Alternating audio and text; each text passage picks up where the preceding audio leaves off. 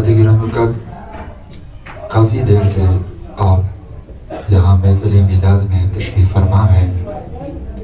حضور علیہ الصلوۃ والسلام کی پاک شان، حضور علیہ الصلوۃ والسلام کی ثناخوانی آپ سن رہے ہیں. میں یہاں بیٹھ کے یہ سوچ رہا تھا کہ قبلہ شاہ صاحب نے نعت پڑھی، باقی بھائیوں نے نعتیں پڑھی، ایک سکون مل رہا تھا، سرور مل رہا تھا. میں بیٹے یہ سوچ رہا تھا کہ 1400 سال گزر گئے اور ہم گناہگار، سیاکار، بدکار، جو پلے میں ہمارے کوئی عمل نہیں. میں حسن ظن رکھتے ہوئے اور ناتوان کرام یہ جتنے بھی ناتوان بیٹے ہیں عمل میں مجھ سے بہتر ہیں. آپ جتنے سامعین بیٹے ہیں آپ سب مجھ سے بہتر ہیں. میں سب سے زیادہ گناہگار اس مجلس میں بیٹھا ہوں. میں اللہ کی بارگاہ میں عرض کر رہا تھا کہ رب ذوالجلال تیرے اس پاک بندوں میں سب سے زیادہ گناہگار میں ہوں، اور میں ان ناتخوانوں سے حضور علیہ الصلوۃ والسلام کی شان سن رہا ہوں. نہ میں نے حضور کی زلفیں دیکھی، نہ میں نے حضور کا چہرہ دیکھا، نہ میں نے حضور کا وہ سینہ دیکھا، نہ میں نے حضور کے مدینے میں پھرنے والے وہ اذکار اور خوشبو دیکھی، نہ میں نے حضور پر قربان ہونے والے 1,24,000 کم و بیش صحابہ کرام دیکھے. مگر میں دل میں یہ عرض کر رہا تھا یا رب ذوالجلال آپ نے اپنا حبیب اتنا حسین بنایا کہ 1400 سال گزر گئے، 1400 سال بعد آنے والے ثناخواں حضور کی تعریف کرے تو اتنا سکون ملتا ہے.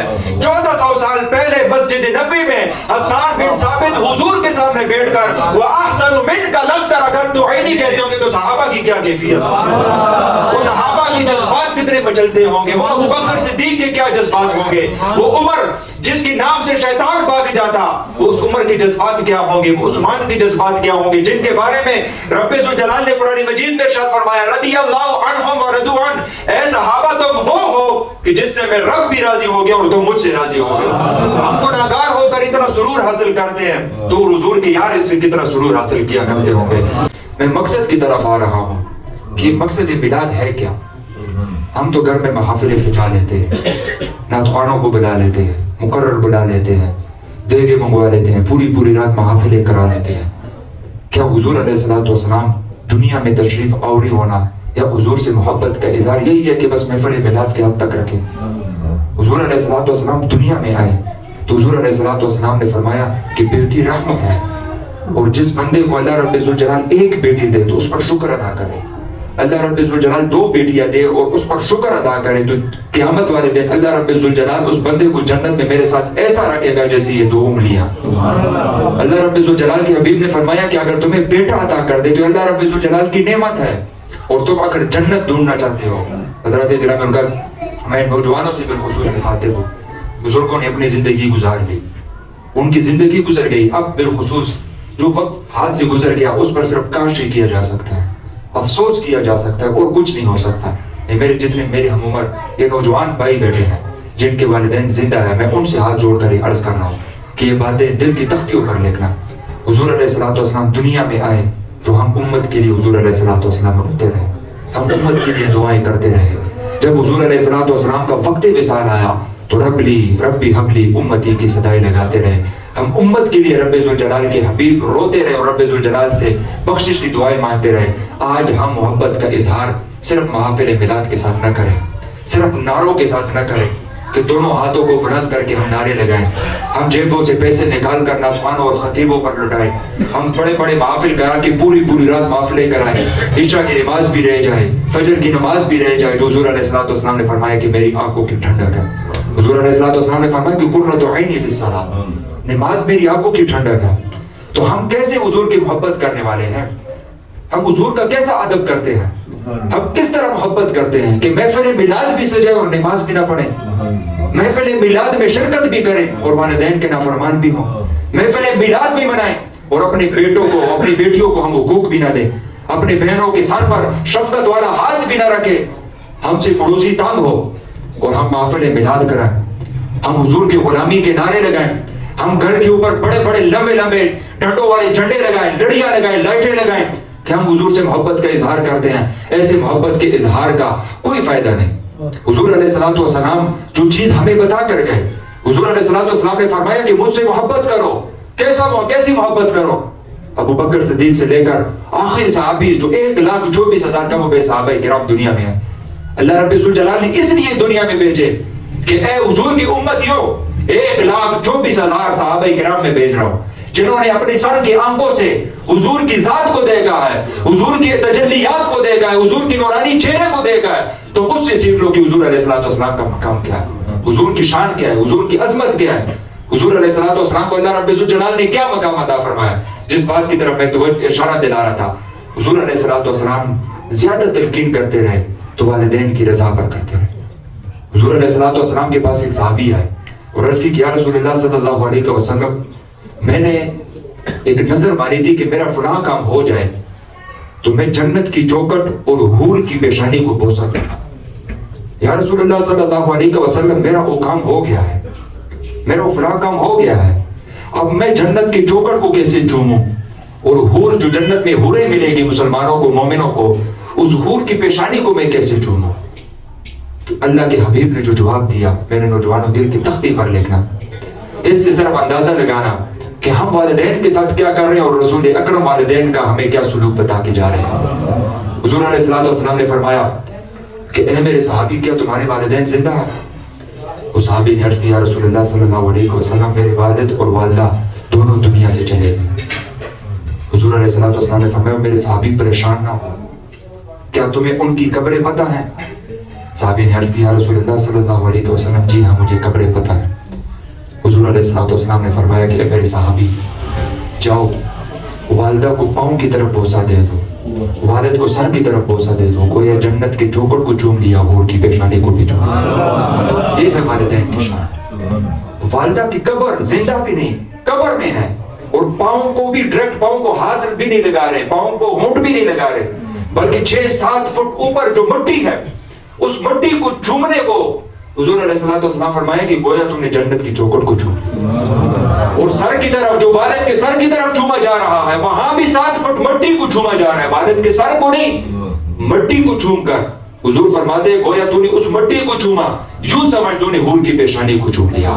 یہ ہے والدین کا مقام. ہم والدین کے ساتھ کیا کر رہے ہیں؟ ہم تو والدہ کی تو بات ہی نہیں سنتے، کیونکہ وہ عورت ذات ہے، کمزور ہے، ہم تو ان کی باتیں نہیں سنتے.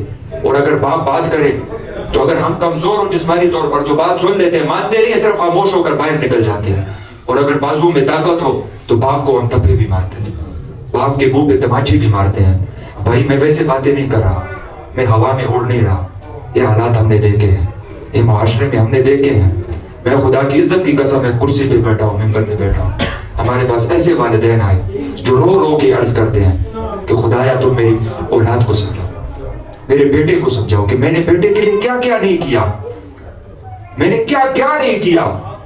اور بیٹا کیا کرتا ہے کہ میں آگے، باپ کہتا ہے کہ میں بات کرتا ہی نہیں، بیٹا خود بات بگاڑ کر میرے منہ پر زوردار تمانچے مارتا ہے. اور یار رب ذوالجلال کے پیارے حبیب نے فرمایا کہ اگر تم اللہ کو راضی کرنا چاہتے ہو تو یہ چلوں کو چھوڑو، یہ باہر تبلیغ کرنا اور بڑے بڑے مسلوں پر لیٹ جانا اور بڑے بڑے درباروں پر جا کر حاضر ہو جانا، میں اسے غلط نہیں کہہ رہا، مگر جو گھر کے اندر تمہارے پیر بیٹھے ہوئے ہیں، جو ڈائریکٹ جنت پہنچانے والے پیر ہیں، ان پیروں کو ہم ناراض کریں اور باہر درباروں پر ہم جا کر دمال ڈالیں، وہاں کے نمک کو چاٹیں، وہاں کے پتھروں کو جسم کے ساتھ مریں، اور گھر میں باپ کو منہ پہ تماچا مار کے جائیں، ماں کو گالیاں دے کر جائیں اور کہیں کہ فلاں دادا اور فلاں خواجہ ہمیں اللہ رب ذوالجلال سے بخشوائے گا.